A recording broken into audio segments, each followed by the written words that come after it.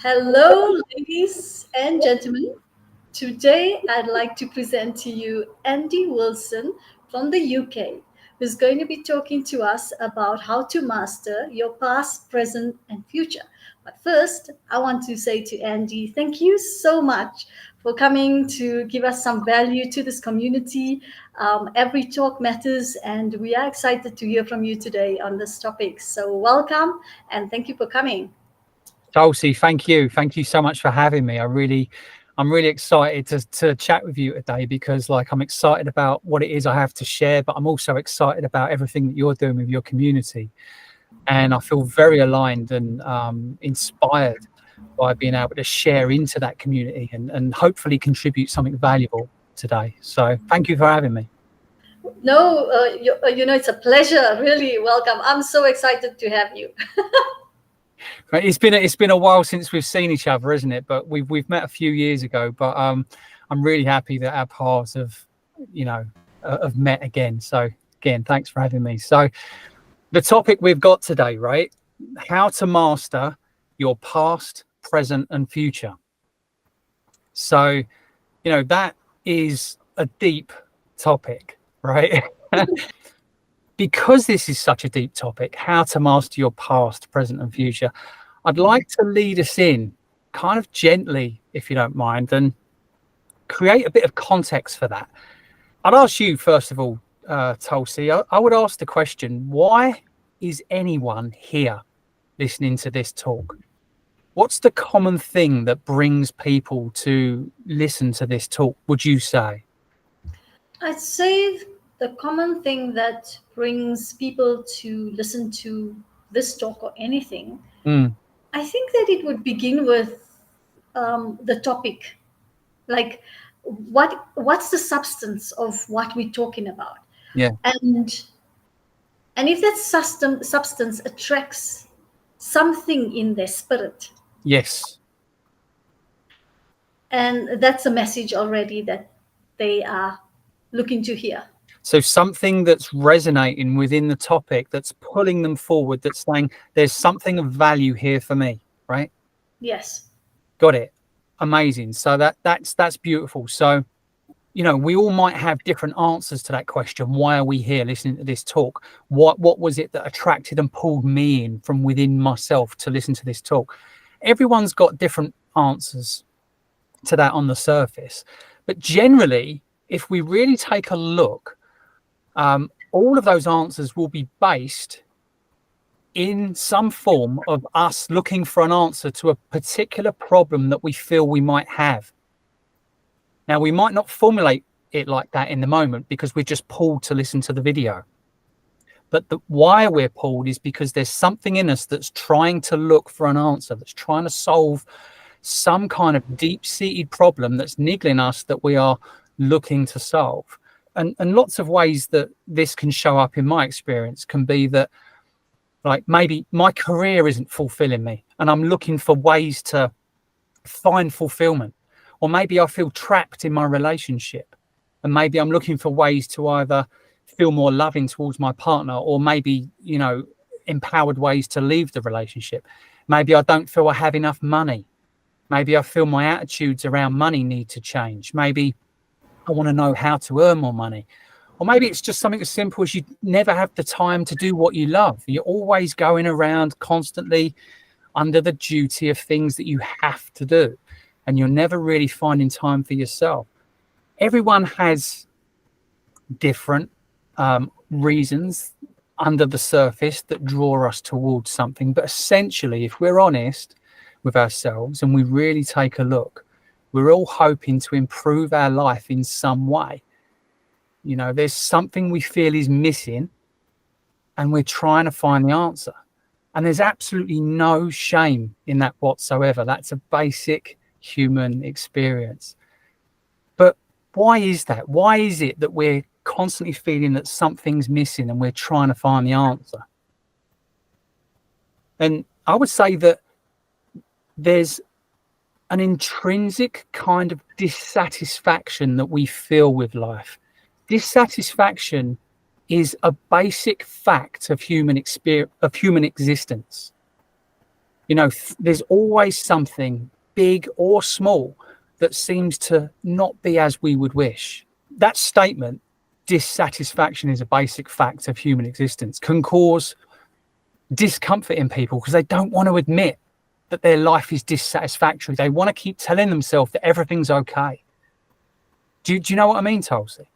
I definitely resonate with the way I was raised Yeah. and what I saw around me, where people build these dream mountains, but they never climb them. Oh, right. Okay. And so it was, this is life. This is the way it should be. This is the way Indian woman should be. This is the way the Indian man should be. Mhm. And you anything outside of that construct, then you the outsider. I got you. I got you. Yeah. That kind of dissatisfaction that we feel, you know, with life, you know, what exactly is that's going on there? And it's kind of, because that's a question that we don't really ask ourselves. All we just know is that there's this dissatisfaction, and we can't really work out what to do with that. We try to fix the circumstances in our life. We try to change this and change that, but we're not actually looking what's exactly going on. And it very much reflected in the example you shared there. What's actually happening, if we really look, is that our experience of what we perceive to be the world on the outside does not match who we perceive ourselves to be on the inside. So our experience of the world on the outside does not match who we perceive ourselves to be on the inside. There's a dissonance, a mismatch.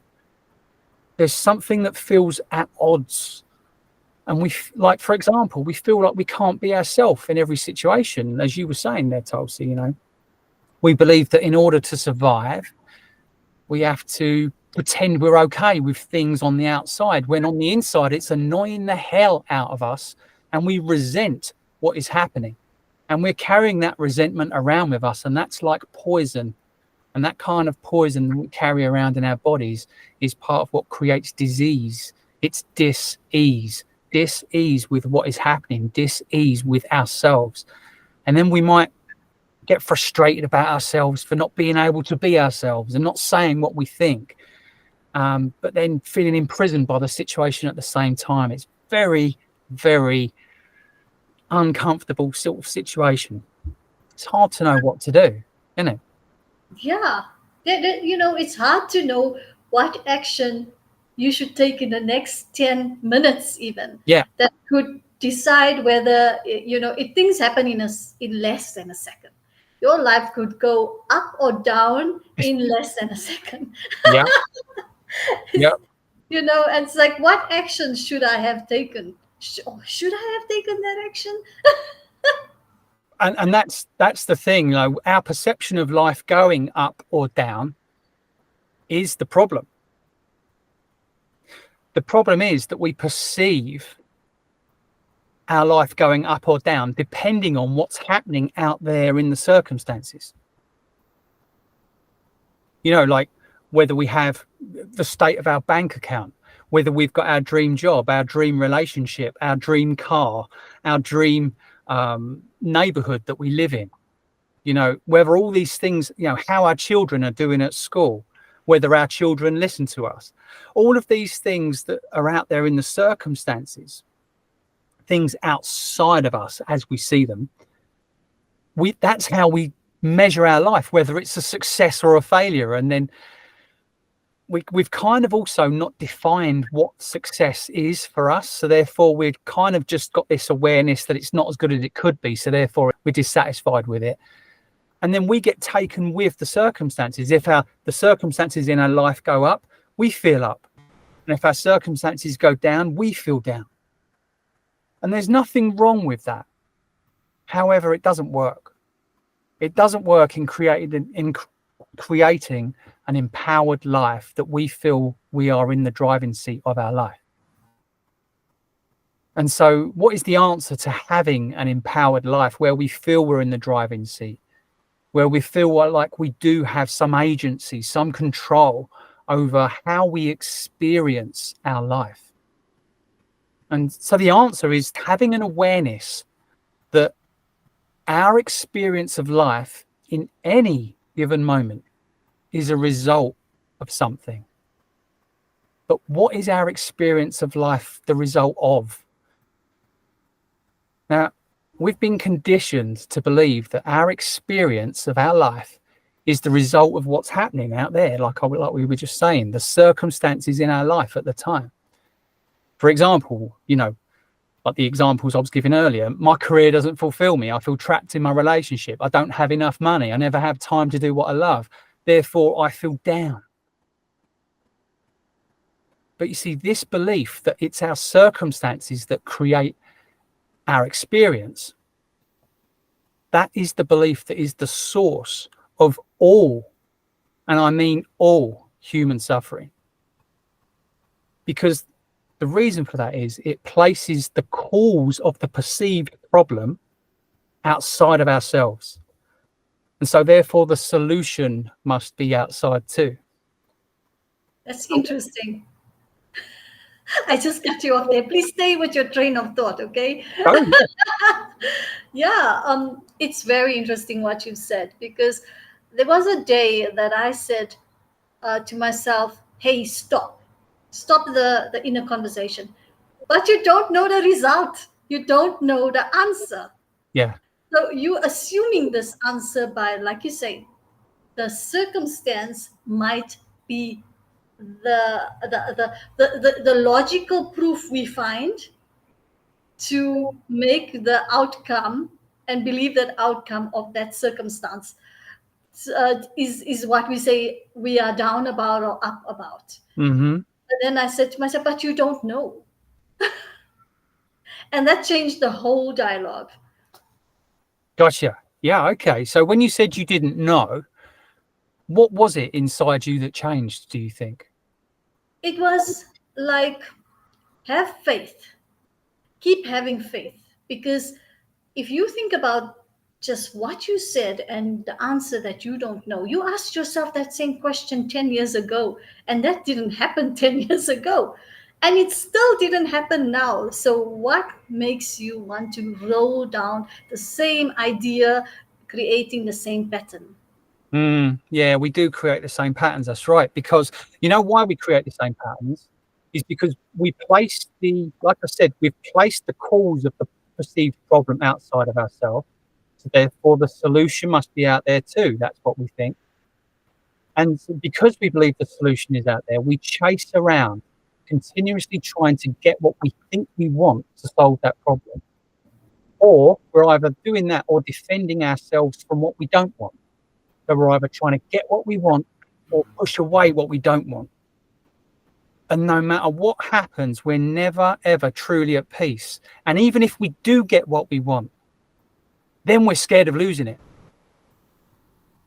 So now we're trying to defend. So there's always another threat looming just around the corner. We're never truly at peace. And that can be uncomfortable for people to hear as well, can't it, Tulsi? The fact that we're never truly at peace. And people can often say to me, "Oh, no, I've been at peace. I've been at peace." But it's not long, is it? It can be, you can maybe have an afternoon where you're sitting there feeling quite happy and content, but then something happens.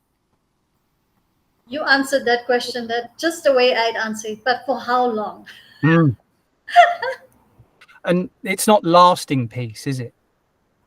And, No. peace that's not lasting isn't peace. Because the more that we experience peace that's not lasting, the more we know that it's not going to last again next time. So therefore, even when that fleeting peace comes, we can't really rest because we know there's another problem coming just around the corner. So we need a way to be free. We need a way to be free of this continuous threat, this continuous assault on our nervous system that's creating this dis-ease within ourselves and our environment, with each other, conflict between people, between nations. All happens because of this inside of us that we're not willing to accept. So, our circumstances appear to be the cause. And the solution to this problem is to take what I call radical personal responsibility for how we experience life. So, what do I mean by radical personal responsibility? First of all, a lot of people have a problem with the word responsibility, right, Tulsi? Yeah, and radical. Yeah. Radical. Okay, cool. That's good to know. Yeah. What problems do you see people having with the word responsibility? Because it is a triggering word for people. I mean, last week I was, yeah, listening to the radio. I was listening to an Indian radio station to stay in touch with the Indian language, and in between there was a short talk about an advertisement of a program where South African fathers, um, there's certain statistics that's showing that South African fathers are not in their children's lives in South Africa, that they have to create programs to help the father and children bonding. Something in South Africa is not going the way, you know, society needs it to go for the sake of the children. Responsibility in that you own your energy, Okay. you own what you feel. No one is making you feel something. You own that feeling, Yes. and how you make yourself feel. Okay. That's what I would term as a more accurate description of the word responsibility. But I think the problem people have with the word responsibility, in my experience at least, is that it feels to a lot of people like blame. It feels to a lot of people like burden.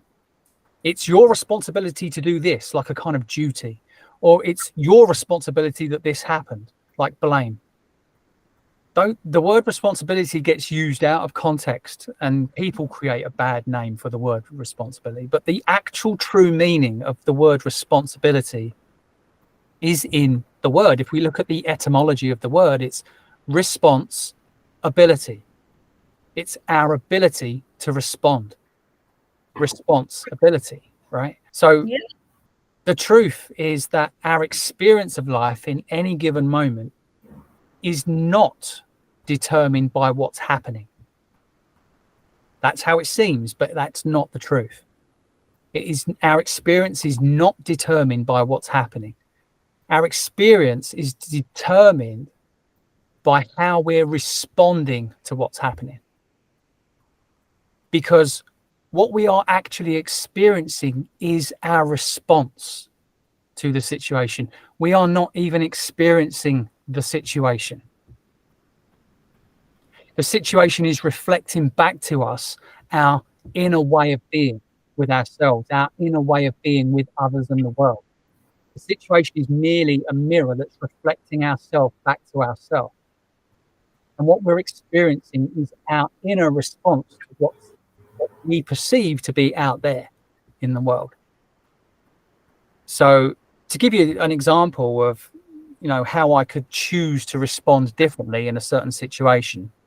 Let's say, for instance, I'm driving down the road, and someone cuts me off in traffic. They really cut me up in the car, and it nearly forced me off the road. And all of a sudden, now the emotions rush up, right? And in that moment, I could choose to get angry with that person, and you could say that I would be absolutely valid in doing so, and fair enough. But the point is, it doesn't work because it still happened, and I'm still angry about it, and nothing's solved. And then when it's all gone, you maybe arrive at work after your journey, and you're still, really angry that that happened, and that kind of ruins the first part of your day, and maybe it affects certain decisions that you make, and that it affects you though. It carries on throughout the day. It has ripples. That choice to be angry at that person in that moment has consequences. And I'm not saying it's right or wrong to be angry about that person cutting you off in traffic.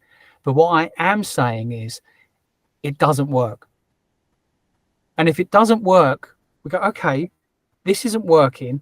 Let's not beat ourselves up about the fact that we feel angry. But what are we going to do about that? You know, how are we going to choose to be in response to that person cutting us off in traffic? Even if the emotion does come up that we feel angry, and fair enough, what are we going to do in response to that? You know, I could, like I say, maybe try and chase after them in the car and cut them off further down the road to get revenge. And then I could be, oh, I was right. I got revenge. I had the last laugh. You And I must could have had lots of time to do that. right. Yeah. Yeah. You'd be lucky if you would even have that opportunity, right?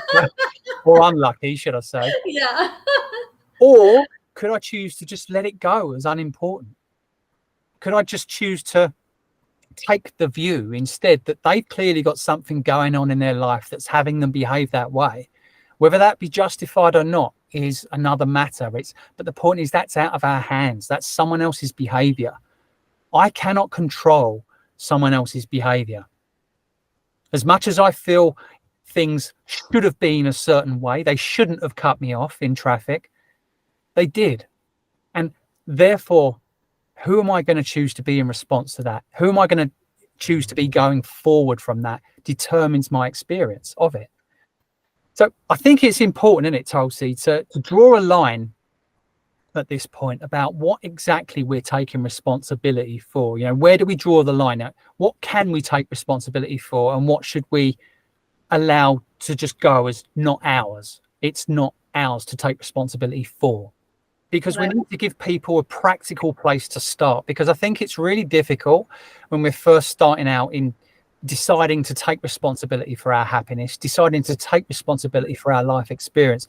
Well, I can't take responsibility for everything. So where do I draw the line? Good point. Good point. Because it reminds me of something. Yeah. It reminds me of, just say you have a number of people. Example, family. Family is a perfect example. You've got family members. One needs this, one wants that, one is used to how you used to operate, the other one is expecting a yes from you, the other one is waiting for you to pay the bill, the other one is paying something for you, and you're like, whoa, whoa, whoa, whoa. Now, how do we start fresh? If one person wants to start fresh and say this is the line, how does the rest of them, if they haven't got to that point?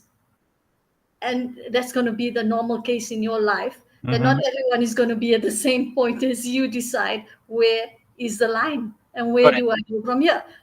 Yeah, absolutely. And the reason that gets so complicated so quickly is because you don't know where the line is. Yeah. So there's a really simple way that's really easy to remember to draw the line about what we can take responsibility for. And then everything else gets to slot and fall into place as a result of it. Okay. So it's basically to remember that as a human being, we only have control over three things. And these are the three things that we can take responsibility for. That is our perceptions, our decisions, and our actions. And it all starts with our perceptions, because it's how we choose to view ourselves, our perception of ourselves, how we choose to view others and the world.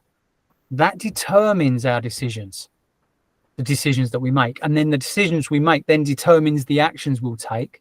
And then the actions we take then determine the results we get in our life, including how we experience our circumstances in the moment.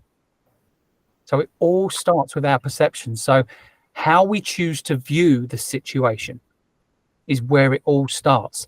And what's happening out there, we can't control. But what I can control is how I choose to view it, who I'm going to be in response to it. Okay. Again, the traffic example, you know, the person cuts me off in traffic. How I choose to view that, I could choose to view that person's just a bad person and they're going around on purpose trying to annoy everybody and they're irresponsible. Or I could choose to view that as they've got something going on, clearly. I'm going to choose to allow my happiness to be more important than being right about that person, and that I'm just going to let that go as unimportant, and I'm going to choose to get to work safely as a result. So, you know, there's all different ways in which we can choose to view something. That is something that can never be taken away from us. No matter what happens, no matter what anybody or anything imposes on us in terms of circumstances, nothing can take away our ability to view the situation how we wish to view it. And how we wish to view it should be determined by the most empowering outcome for us, right? That is well said. Well said. Because when doing this personal development work, and I think about the 97%, I stopped saying 99% because I have hope for, for society. I say 97% and the 3%. Hmm. And the 3% that chooses to think differently at that second when they could choose to take the negative point of view. Yeah. Yeah. And I think really just to mention there as well is like, even if we are going to be somebody who chooses to take the more empowering view, most of the time, because we're human, we're going to fail to take that view. But then it becomes about who are we going to be in response to the fact that we failed to take that view. But then it's learning from your failure and So, acknowledging that I made a mistake at that point. yeah, absolutely. So that it's not making it right or wrong that we chose anything. It's like what happened at the moment, but who am I going to be now moving forward as a result of it? The milk has been spilt. Am I going to cry over the spilt milk and point the fingers about whose fault it is that the milk is spilt, and that what everybody should do around me to put it right, and that what should have happened instead? Or am I going to look at okay, the milk has been spilt. What am I going to choose to do about this? How am I going to choose to view it? And then what am I going to choose to do about that? Who am I going to be in response to what's happened, including the fact that I failed to be the person I wanted to be in that situation? So who am I going to be in response to that? There's always a way that we have access to responsibility, access to empowerment at all times. Who are we going to choose to be in response that we didn't do what we wanted to do in that moment? And then, Yeah. Isn't it hard to be a leader when you know you're gonna you're human to make a mistake? And then you acknowledging it within yourself, yes, I made a mistake, but you got 10,000 or millions saying you made a mistake. yeah, I think the mark of a true leader is somebody who can be vulnerable enough to admit they're human Yeah. and actually create a connection between them and the people that they're inspiring, to follow. Because then you inspire people to be their own leaders. You inspire people to make their own way in life and take responsibility for their own experience and can contribute in their own way, because they're not scared of making mistakes, because making mistakes is inevitable. Because again, it's like, well, how are you going to view the word mistakes? Are they mistakes or are they learning? Mm. Is in my view, personally, there are no mistakes. There is only learning. If we Yeah. see something as a mistake, then apparently it shouldn't have happened. But there are no mistakes. And who's been born perfect? Yeah, we have laws and governance and compliance for protection of the extreme. Yeah, But if you a individual who's out there to learn from your mistake, then I think that you are just human, making it just like every other human. that's really the ability to do that is based around limiting what you can and cannot take responsibility for. It's knowing that you can't control other people's behavior. You can't control the weather. You can't control external circumstances to a certain degree. All that you can control is your perceptions, your decisions, and your actions. So empowerment always begins with the individual. If we're expecting our circumstances and other people or outer organizations or whatever to give us what we need, we're always at the mercy of circumstances. We're always going to be like a leaf being blown around in the breeze, always being swept around. Oh, if something goes up, then we go up. If the situation goes down, then we go down. But in this empowered place of responsibility, taking responsibility for our experience, choosing who we're going to be in response to the circumstance, we have a place to stand. And having a place to stand makes us immovable and unchangeable and therefore we know who we are called to be. Because the fear in any situation is not caused by the situation. There are no scary situations. And that's going to trigger people as well. And I totally understand that. I will stick by my statement. There are no scary situations. What is scary is the fact that we don't know what to do in response to the situation. That's why we're scared. Because I'll give you an example, right? I was on the beach in the Greek islands, meant like several years ago, and I went out to sea for a swim, right? And I got caught up in the current, and the current started taking me out. And I became very scared very quickly because I was like fighting. And at that time, I was young, I was physically fit, I was a strong swimmer, and I was fighting hard to get back in. And I just about made it in, and I was exhausted by the time I got back to the beach. And I was like, I got back and I sat down with my girlfriend on the beach, and I was like, whoa, that was close. I tell you what, I nearly died out there. And I was scared, but I was back on the beach relieved. Now, in that moment, I was sort of just enjoying being alive. And I looked over, and all of a sudden I saw a crowd appearing down by the water's edge again. And I looked and I saw, oh my goodness, there's just further out, exactly pretty much where I was. This is about 10 minutes later. There was an old lady who was about 70 years old, and she was in the same position as me. She was struggling, and you could see she was getting taken out, but everybody was standing there on the water's edge. And some of them were panicking. Some of them were called, and this is how I noticed it, some of them were panicking and causing a commotion and pointing, but nobody was doing anything because they didn't know what to do. And that's why then the fear came up. Now, something in me, I cannot tell you what, I got up and I just ran into that sea. And then I could hear my girlfriend calling after me saying, Andy, no, don't go, because she knew that I, not long struggled to get out myself. But I knew that lady had way less chance of getting out than I did. And I knew that I did get out. And so I thought, well, if I did it once, I can do it again, and I can do it with her. And I ran, and it was weird. Something took me over, and I could hear her calling after me, and I was kind of torn, but then I just decided to drop that and run. And I ran in the water, and I pulled the lady out of the sea. And she was immensely grateful.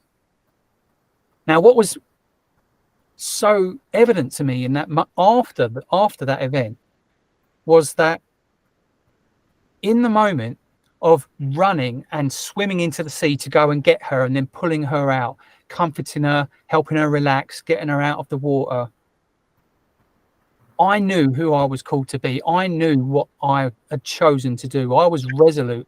There was no split in my mind about what the course of action was. There was another life at risk, and I was going to respond accordingly. Because of that, all of the fear dropped away. I did not feel one tiny piece of fear, even though I'd nearly just drowned in there myself. I completely forgot about that.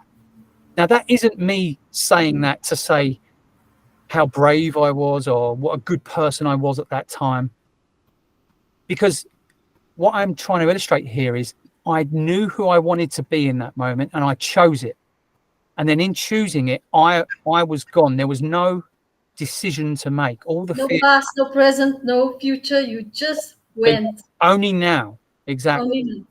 I think it was because I was so present in the moment from having only just got out of there myself that I felt the absolute reality and necessity of me going back in. God, I can think about so many like angles that I could look at this, and I'm sure people who are listening to this right now will probably say, "Oh my God, what comes to me is like, gosh, you were prepared. You were prepared by the 10 minutes before something prepared you to save this life. Oh, I see. Yeah. Like, like, like, like it's almost like you didn't even know it. You were going to do this." Oh, I had And no clue. No clue. nobody would know this is going to happen to them. It's like you went out there, you were the chosen one. If I could say it like that, you were the chosen one, that somehow it was like, and then 10 minutes later, that woman's life cannot go this, it wasn't her destiny. Yeah, And it had to be someone who was already prepared for this. that's a really wonderful way of looking at that. I've never thought about it that way before, actually, Tulsi. That's really interesting. And you know, you're saying about being the chosen one, right? That's got nothing to do with specialness, because I would absolutely firmly assert that everybody at some point, many times in their life, become the chosen one. The universe chooses everybody at some point in their life to be the hero of their own story. Now, that always presents in the form of massive challenge or difficulty, and then asks us, well, who are you going to be in the face of this? And Yeah, it's asking us to respond, and it's asking us to really dig deep into who it is we're going to choose to be. Who are we really? When our back's against the wall, we know who we are, right? yeah. You remind me of my friend in Wales, but she's New Zealand, from New Zealand, but she's married to a Welsh guy. Yeah. She asked me to come and help and look after her mother-in-law, and at the same time, I needed some help as well, but I didn't know what I needed for me. And so I was here with this old lady helping her. She was 5 times my size. And the reason why I had to go and help out is because she just had some medical issue with that was slight but not serious. But then she fell unconscious in my hands, and I was like, oh my god, lucky I was by the steps. Because I then laid her down by the steps, because I was like, whoa, you know. And then after that, like, I called her son, and he actually said, oh my god, this person saved my mother's life. I mean, I Mm, didn't save her life, I just was there. And then there was a time in 2016. Yeah, 2016, I was on the platform waiting for the train to go to Winnersh. And I don't know what made me look at this girl. From all the other people, this girl was standing there, and something made me look at her, and I just like tapped her 2 times on her shoulder and said, before I could say, are you okay, she fell in my hands. hmm. In the on the she If I wasn't there, she would have hit the platform. Wow. And so there was again, I put a newspaper there, for her to lie her head down, and a lot of people came and watched. But like you say, there's a preparation for every person to be a hero at some point for something. And there's a moment of realization that you get along these little lessons, Mm, or this experience called life, that you understand at some point that there's a lot of people watching, but there's no one doing something. I got to be this person who do something. hmm.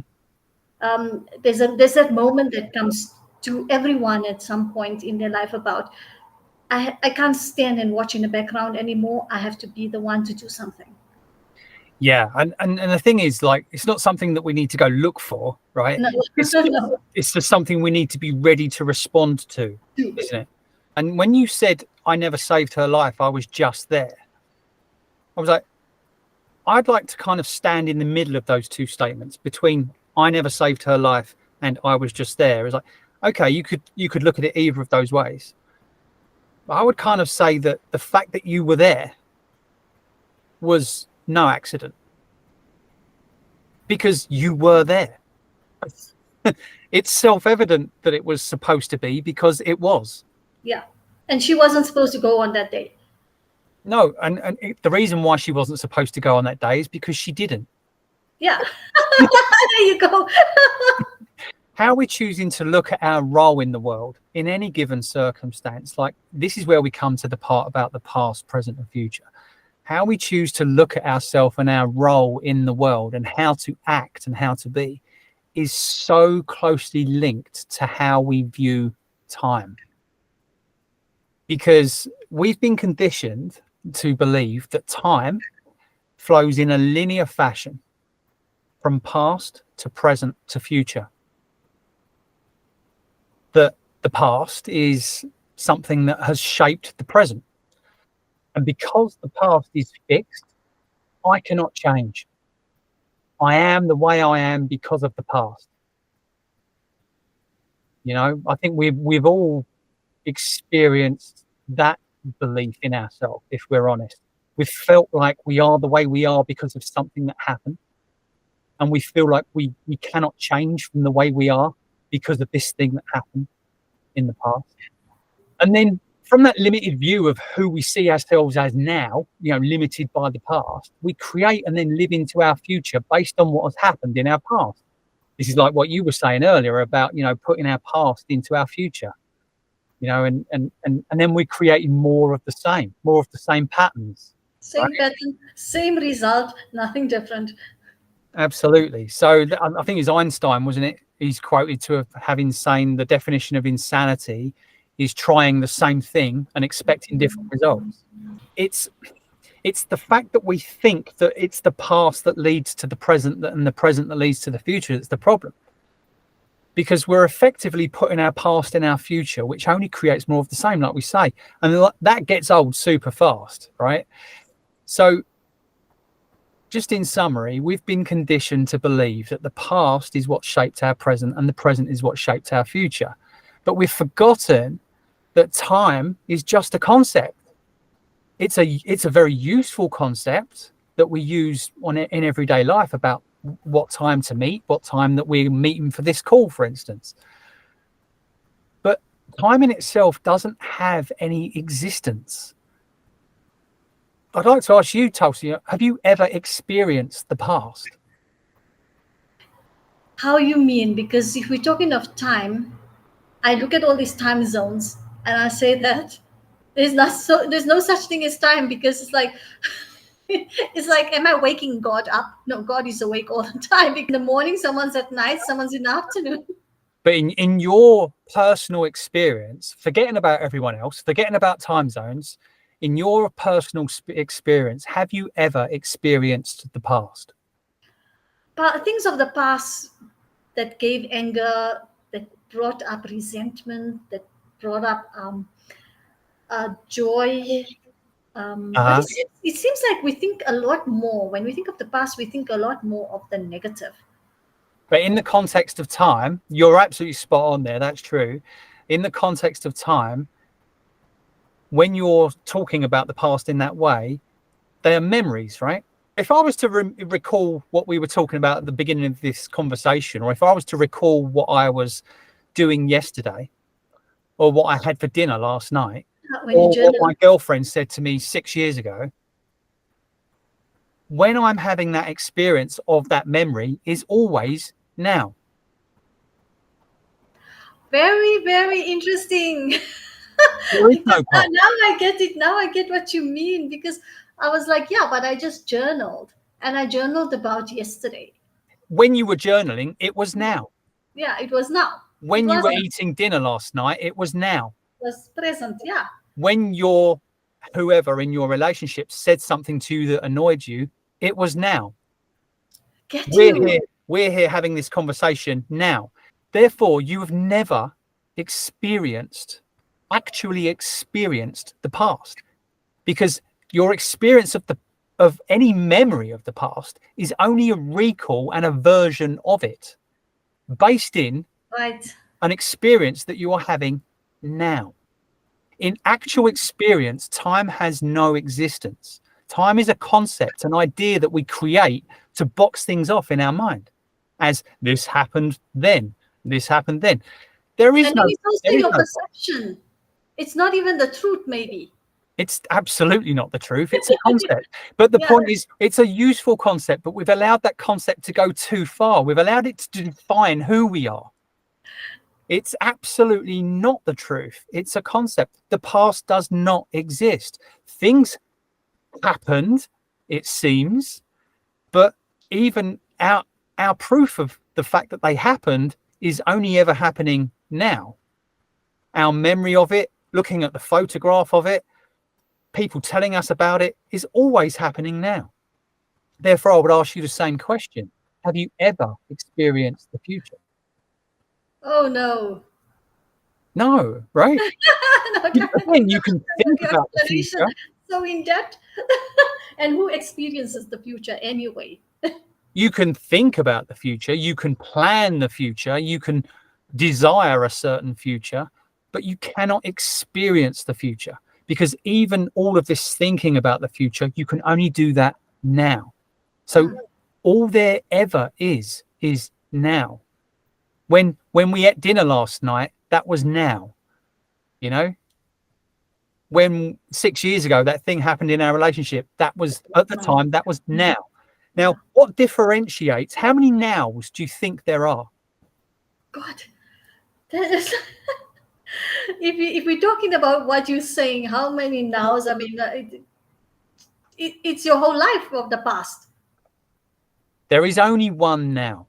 There is only one now. But if we're thinking about how we're thinking about the past, then there could be so many nows that could be commanding your life from the Well, past. okay, let me put it this way. What is it that separates what happened 2 days ago from the now of 1 day ago? Where do you draw the line? Where does the now from 2 days ago become now from 1 day ago?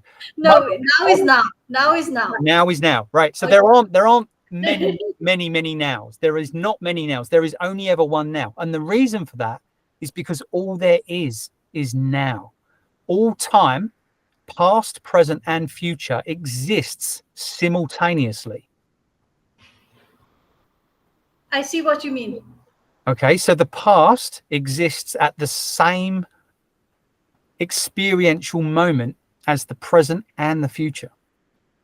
The future has already happened, the past has happened, and the present gets to experience both. Okay, now this is where we need to take a look at the fact that, okay, we've just dismantled the concept of time. Then we need to go, okay, so we've been using this concept of time to define who we are, because apparently the past determines the present.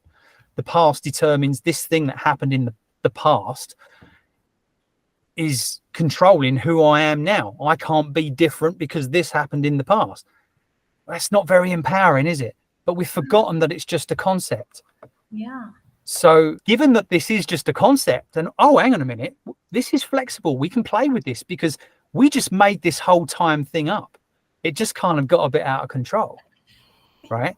So there is actually a much more empowering way to use this concept of time, that it is our present that shapes the meaning of our past.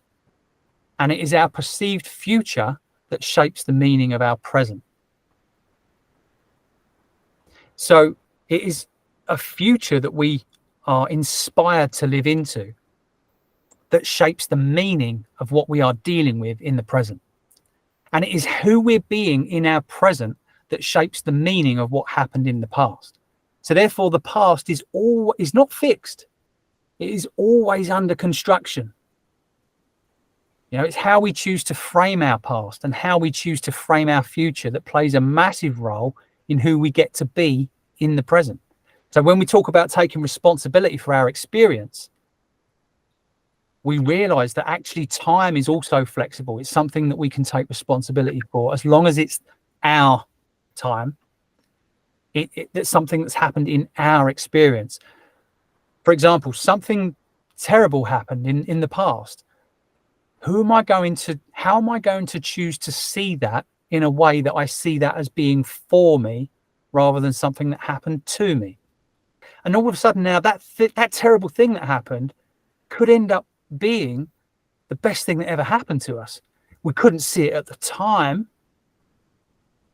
but in looking back, we create a new meaning for that event that actually is empowering and allows us to forgive the situation, forgive ourselves for being in that situation, and forgive any of the people that were involved in that situation, because here we are, and apparently now it's the best thing that ever happened to us, because had I have not been bullied out of that job, then I wouldn't have found this new amazing job. I probably would have stuck with that mediocre job. Had I not have lost that relationship, I wouldn't have found the relationship of my dreams. And I thought this was good, but it wasn't, because I didn't know anything better. This thing over here is amazing, and that would never have happened had I have not have lost this relationship. It seemed bad when I lost it. And you don't always have to have the better outcome to be able to look back and define the past with an empowered meaning. In fact, if you did need a better outcome to define the past with a more empowering meaning, that would not be taking responsibility. That would be relying on circumstances going a certain way for you to be able to reframe your past. True responsibility means complete forgiveness of what happened, complete acceptance of what happened. And this is the radical part. The radical part is that it's unconditional. It means that no matter what happened, complete acceptance of the fact that it did happen is the only way that I can take anything from it. What did I learn from that situation? How has that made me a stronger person? What benefits did that give other people in my life, the fact that that happened? And okay, I may have lost out in that particular situation, but maybe I can be happy that someone gained from that situation. And yeah, there's so many different ways that we can look at it. Like I say, a mentor of mine, John Jackson, said something once to me that really stuck with me. And that is, he said to me that the quality of our life is a reflection of the quality of questions we ask ourselves. So in terms of like reconstructing the meaning of the past, what is a quality question we can ask ourselves? Because it does come down to the questions we ask that does reframe the past. Because if we don't ask the right question, we won't get the answer. Our mind is like Google. If we give it a question, we will get the answer. So we better watch out what we're asking. Right? So if we ask crappy questions, we'll get crappy answers. Why am I so terrible at this? Your mind will give you the answer why you're so terrible at this, and that won't be empowering. Because you de-empowered yourself with that question. You've already like de-empowered yourself with that question. Absolutely. Yeah. No, absolutely. The empowerment comes from the question, not the answer. You're absolutely right. Yeah. An answer is something that's a dead end, but a question is something that you can live into. Answers, they have limited value, but questions have infinite value because you can live into a question for the rest of your life.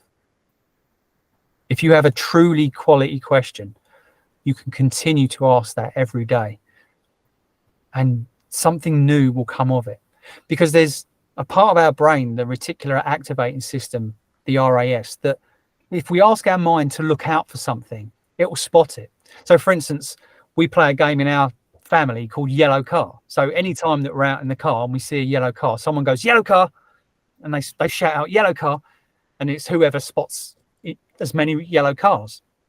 But we found that because now we're so trained to look for yellow cars, we see yellow cars absolutely everywhere, and we thought that they were rare, which is why we started that game. They are not rare. It's just that they've been there the whole time. It's just that they've been going past without us noticing. And now that we're looking for yellow cars, we see them everywhere. This is the same with opportunity. This is the same with looking for reasons why things happen for us rather than to us. If we don't ask the question and if we don't look for what it is that we want, we will not find it. If we don't ask our mind the right question, we will not find the right answers. So quality questions are absolutely paramount to shifting our perception of the past. So a couple of good questions would be, how was what happened in the past? How was what happened for me rather than something that happened to me? Because then you get to feel supported by a benevolent universe rather than a hostile universe that is just throwing challenge after challenge at you to try and beat you down. Nothing's happening to you. Everything's happening for you. If you take that viewpoint of the world, then you have the experience of living in a friendly universe where you feel supported. And all of a sudden now you're looking for ways in which you're supported. You know what you were saying earlier about our mind tends to come up with a negative? Only because we've been trained to do that.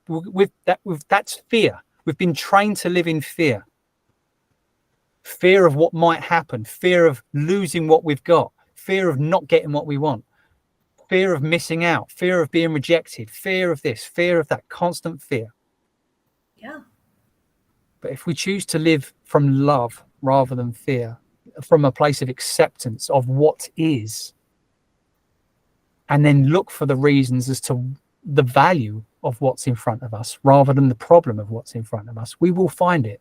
But we need to retrain our minds to look for the value, to look for ways in which we can be loving in response, rather than ways that we can push something away or grab or get what we want or be scared or... Yeah. I think there's one thing that I've not said in terms of the responsibility that also ties in with these questions that I'm talking about, these empowering questions to reframe the past. And then I'll talk very, very quickly about the future. The extent to which we feel something is missing in any situation is the extent to which there's something we're not giving. If there's something that we feel is lacking in any situation, we need to be the source of that thing that we feel is lacking. Doesn't matter what that is. The extent to what we feel is missing in any situation is the extent to which there's something we're not giving. So we get to ask ourselves the question, in a situation that's dissatisfactory, what is it that I'm not giving? How could I be more loving? How could I be less judging? Who do I need to forgive? What and who do I need to forgive? Because forgiveness is for us. It isn't for the other person. Forgiveness is for us to be able to let go. Because when we forgive, ultimately, we're forgiving ourselves. When we experience ourselves as guilt-free, that is when we no longer run in fear from our circumstances, and we can just stand just as we are and be enough and be truly loving towards ourselves and others and experience our life as that way rather than it just being a nice idea in our head. And then we're able to feel worthy of being happy, and we get to love our life, and that inspires others to do the same. And as it is not selfish. It is the most unselfish thing we can possibly do, is to live an inspired, guilt-free life based on forgiveness and living from love rather than fear. And what that creates, just to finish off, is a blank, empty space, because we're no longer carrying the past with us. The past is the past. It's gone. It's an idea in our head. But we've reframed that to be something empowering, that we've let go as a problem. And we've now reframed the past to be an asset rather than a liability. And that creates this blank, empty space to operate from. If you can imagine you've got a TV set and you've watched your favorite program on there, but your favorite program stays on there. And then you go and watch the news. And then the news sort of lays itself over the top of your favorite program. And then you watch another program and then it lays itself over the top. And all of a sudden, the screen's getting really muddled with all these pictures over the top of each other. And now our experience of anything we watch just adds to the mess on the screen. And that's what it's like carrying our past with us. It just gets progressively more and more blacked out with mess, and our ability to enjoy our life just dwindles. Being able to wipe that screen clean every time and have that screen be clean in every moment is a matter of personal responsibility, and is what is the source of our joy, because we are joy at our core. We are joy and we are fulfillment. We don't need to go and get joy. We don't need to go and get fulfillment. We are joy. We are love. We are fulfillment. And when we wipe that screen clean with the forgiveness and the letting go and the reframing of the past, it creates that empty space for that joy and fulfillment to shine through. And we experience ourselves as worthy. We experience ourselves as happiness itself. We don't need to go and get happiness. We need to stop chasing happiness. It's not out there. It's here. It's right here with us. And it comes from forgiveness. It comes from knowing that we are innocent. It comes from letting go of guilt.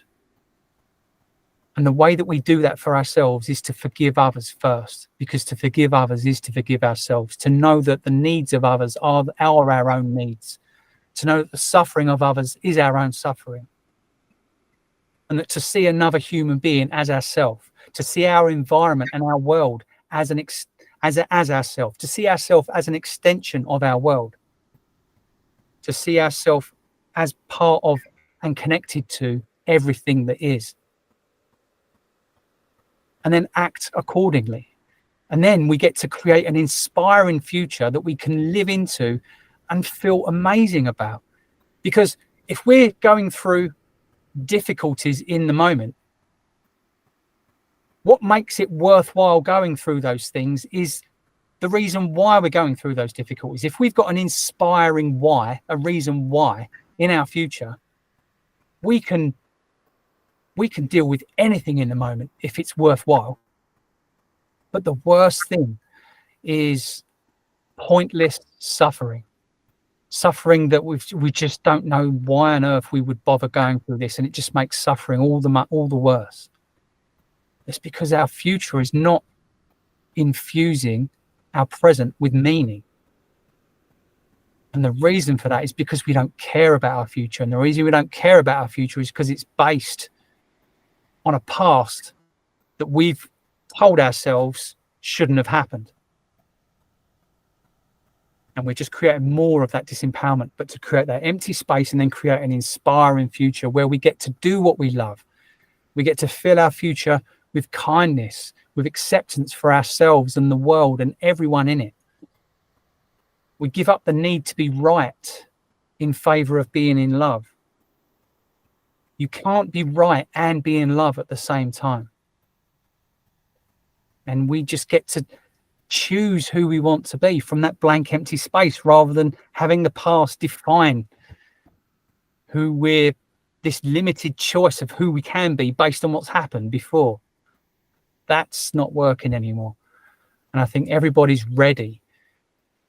The world is so much more ready nowadays to just drop the old way of allowing the past to define the present, and then allowing the present to be the only thing that defines the future. It is the future that determines the meaning of the present, and it is the present that determines the meaning of the past. So who we choose to be in the moment is everything. That's really something that I find is life-changing if it's lived. But it has to be lived, and it's not easy. And if you're anything like me, as in human, we will fail 1,000 times a day. It's about continuously being more and more each day of being a more accepting, forgiving, and loving human being. Ladies and gentlemen, that's Andy Wilson on the topic of how to master your past, present, and future. But first, before we say goodbye, Andy, where can people find you, and do you offer coaching services? Or please share your details, and our community contact Andy if you loved this talk and want to take it further. Yeah, thank you, Tulsi. I take great fulfillment in partnering with other people to create a life that inspires them, because that has a massive ripple effect to everyone in their life. I do have a flagship program which I run, which helps people understand who they are at their natural best. It helps them understand how to respond from a place of responsibility in an empowered way, and design a life that they love. Everybody's different, and I believe in offering a bespoke solution to whoever comes my way. And so I would say that I'm open to conversation. I like to speak with people face to face and really understand them. Within the space of 20 minutes or so, I can understand what's going on for somebody. So, if anyone is interested in having a conversation, you can message me directly on LinkedIn, and you can also email me at andy@livefrompurpose.com. Amazing. So that's all from us today. Thank you for joining us today and see you on the next. And I will send over to Andy to say goodbye to us. Thank you so much, Tulsi. I really appreciate you having me, and for your community for listening this far as well. Thank you. Thank you so much for contributing. We really appreciate it. Okay, community, that's all from us. Bye.